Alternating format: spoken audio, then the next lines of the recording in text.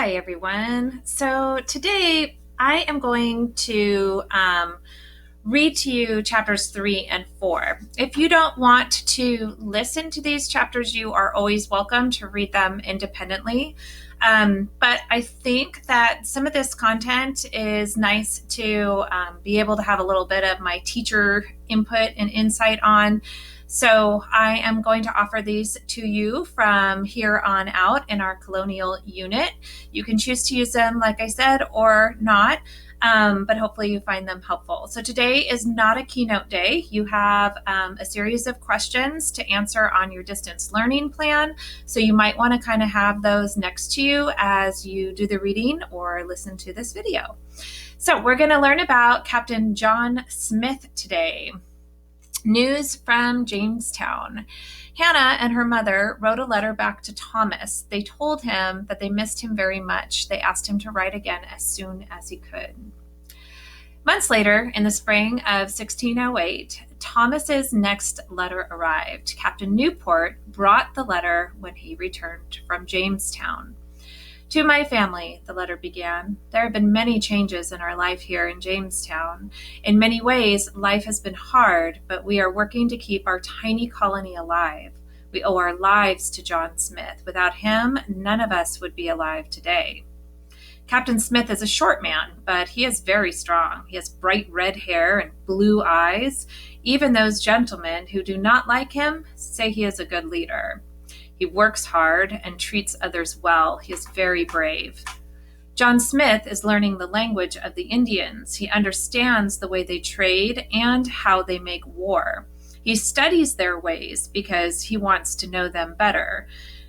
And this is critical, right? You know, if you're moving into an area where there's already a bunch of people living and functioning and surviving, and, you know, these are people that it was really smart of John Smith to recognize they have strengths and skills to offer us and help us survive. And it's important to learn how to do things like trade with them and communicate, because that's going to keep a more peaceful environment working in this new settlement. Captain Smith loves to tell stories. Since I have spent so much time with him, he has told me many stories about his life. For such a young man, he is quite special. Let's see. Captain Smith began his life as a farm boy in England. His family had a small farm. He was bored with school. Instead of thinking about his lessons, he dreamed of going faraway places. When he was 16, John Smith left England. He joined armies in other countries and fought in several wars. John Smith finally returned to England. He was still looking for adventure, so he joined a group of men who were about to sail for the Virginia Company of London. When John Smith took his seat on the council, we were running low on food. He knew that it was too late in the year to plant crops. He also knew that the Indians had plenty of corn and other food. John Smith began to travel to their villages to trade. He would often take me with him. We gave the Indians blankets, axes, and other things, and they gave us corn and fresh meat. Their food kept everyone from starving. Once again, we can all thank Captain Smith for saving our colony. 3 years later. It was a long time before Hannah and her mother received another letter from Thomas. One day, a letter from Thomas did come. Please forgive me for not writing for such a long time. I wanted to send you good news about Jamestown, but for a long time, nothing got better. In fact, life in the colony became even harder than at the beginning, and many men died. The colonists could not learn to work together. The council could not make life better for the colony. So you have to remember, these early settlers coming to Jamestown, many of them were kind of these wealthy businessmen, thinking they were going to just show up and find gold and be instantly wealthy and successful. And they didn't really grow up with this really hard work ethic that was required to start a new colony. So it was very difficult to get these people to work together. And John Smith kept a really heavy-handed rule over them, but it was still, full of challenges. A new rule. When the council chose John Smith to be president of the colony, John Smith made a new rule. Those who did not work could not eat. You don't do your job, you don't help participate in this colony, we are not going to feed you. Because he knew, they were very limited on their food resources. So if you are not going to equally contribute to the survival of everyone, then you're not going to eat. Some gentlemen complained, but John Smith would not change the rule. After he made the new rule, the fort was made larger and 20 houses were built. We dug a well so we could have cleaner water. We cleared fields, planted crops, and caught fish. We traded more with the Indians. John Smith taught us to use weapons to defend the fort. Captain Newport has now returned to England with a cargo of timber and boards cut in Jamestown by English gentlemen. Your loving Thomas. Okay, so we have one more chapter to read together today, and we are going to move on to changing times in Jamestown. Working together. When John Smith was president of the Virginia colony, many things went well for the colony. It grew to nearly 500 people. The colonists all worked because John Smith had made a rule that those who did not work would not eat. The colonists grew crops. They raised chickens, goats, and horses. They kept pigs outside the fort in a place called Hog Island. In the forests around Jamestown, there were many animals for the settlers to hunt. They could catch fish and oysters in the rivers and the Chesapeake Bay.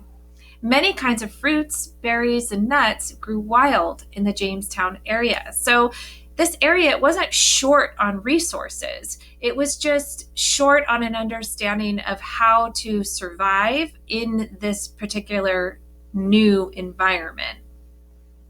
John Smith traded with the Native Americans. They were willing to trade with him because he worked hard to earn their respect. He was fair and honest, and he always kept his word. New problems. Then one night, a terrible thing happened. Captain Smith was very badly hurt in an explosion of gunpowder. He had to return to England for medical help to heal his wounds. When Captain Smith left, the colonists had a good supply of food in their storehouses. They had enough for more than 2 months.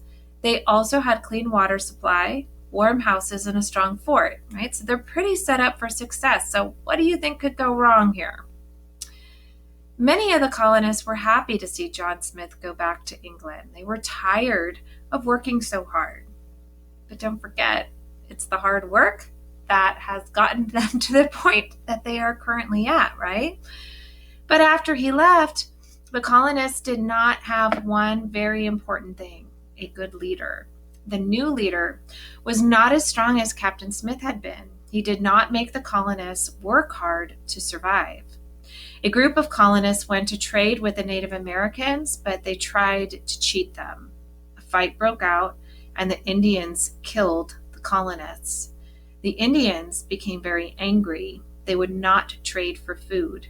The colonists' food supply was getting smaller. So, yes, there are all of these resources available to these colonists, but again, they don't necessarily have the skills developed to catch as much food as they need, to grow as much food as they need. And so they became very reliant on trading with the Native Americans, who were very skilled in those areas. And once they tried to cheat them, they were like, forget it. We're not going to help you. You guys are dishonest. And you're moving on to our land to begin with. The colonists could have made peace with the Native Americans, but they did not. By threatening to shoot them, the Indians kept the colonists penned up inside the walls of the Jamestown fort. The colonists could not go out to hunt or fish. The colonists needed firewood for the winter. They began knocking down the houses that they already built. So the Native Americans really kind of kept them surrounded and threatened so that they had a really difficult time surviving as a way of kind of getting back at them for cheating them and, battling them essentially. The starving time. Soon, the colonists had eaten most of the food they had stored. The colonists got very hungry. They ate all the food in the storehouses.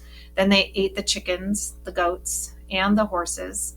After those were gone, they ate the dogs, and then the cats, and then the rats, and finally the mice. They were so hungry that they even began eating their boots and shoes.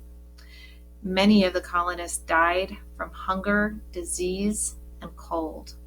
By the spring of 1610, only 60 people were alive. Remember, this colony had gotten up to 500 people before John Smith had left. So to only have 60 survive, that must have gotten to pretty difficult times.